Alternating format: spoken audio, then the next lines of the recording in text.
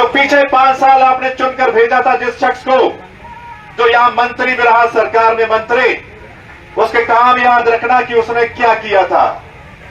रणजीत सिंह चौटाला ने यहां क्या किया 5 साल, ये याद रखना, ये रिमाइंड करना। आप लोगों ने 5 साल पहले उसको चुनकर भेजा था, किस लिए? आपको लग रहा था कि वो इतने सालों से हार रहे हैं, लगातार हार रहे हैं, चलिए इस बार साथ दे देते हैं उनका। आपने चुनकर भेजा, लेकिन जैसे ही नतीजे आते हैं, रणजीत सिंह चौटाला बीजेपी के जहाज में बैठकर दिल्ली पहुंच जाते हैं।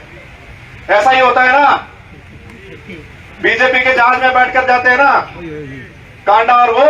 हाँ जी, बीजेपी के खिलाफ वो वोट मांगते हैं 5 साल पहले, आपको याद होगा। बीजेपी को गाली निकालकर वो वोट मांगते हैं, लेकिन उस बीजेपी की गोदी में जाकर बैठ जाते हैं। फिर भी आपको लगता है कि चलो मंत्री बना दिया, कैबिनेट मंत्री बना दिया, कुछ करेगा हल्के के लिए, कुछ भला करेगा इस इलाके के लिए, सड़कें बनाएगा, स्कूल कॉलेज खोलेगा, यहां घग्गर का पानी आएगा और बहुत कुछ आप लोगों ने सोचा था। लेकिन उस मंत्री ने सिर्फ अपने बारे में सोचा है, सिर्फ अपने बारे में, आपके लिए नहीं सोचा। अगर वो मंत्री आपके लिए सोचता तो आज ये नौबत ना आती, मंत्री साहब की आज ये हालत ना होती जो आज हालत हो रही है। इससे बुरी हालत क्या होगी कि एक मंत्री का टिकट काट दिया बीजेपी ने। एक मंत्री का टिकट कटना बहुत बड़ी बात होती है दोस्तों, बहुत बड़ी बात। अगर उस मंत्री ने अच्छे काम किए होते तो क्या उसका टिकट कटता?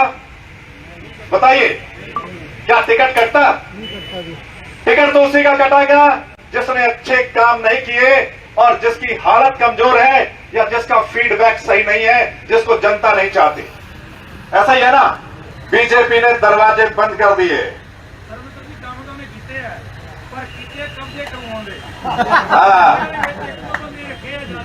और झूठे पर्चे भी करवाए, किसानों पर झूठे पर्चे करवाए हैं मंत्री ने। एक एक बात याद रखी जाएगी, एक एक बात, और समय आने पे हिसाब भी लिया जाएगा। जब बीजेपी ने टिकट काट दी तो मंत्री साहब फिर कांग्रेस का दरवाजा खटखटाते हैं कि शायद बात बन जाए। और मंत्री साहब एक बार नहीं, 2 बार बीजेपी कांग्रेस का दरवाजा खटखटाते हैं। कब? एक बार जब वो हिसार से इलेक्शन लड़ने के लिए जाते हैं तो वहां से जब वहां के लोग उनको हराकर वापस भेजते हैं तो तुरंत कांग्रेस का दरवाजा खटखटाते हैं कि शायद अब मुझे कांग्रेस ले लेगी, क्योंकि उनको पता था कि आने वाली सरकार कांग्रेस की है।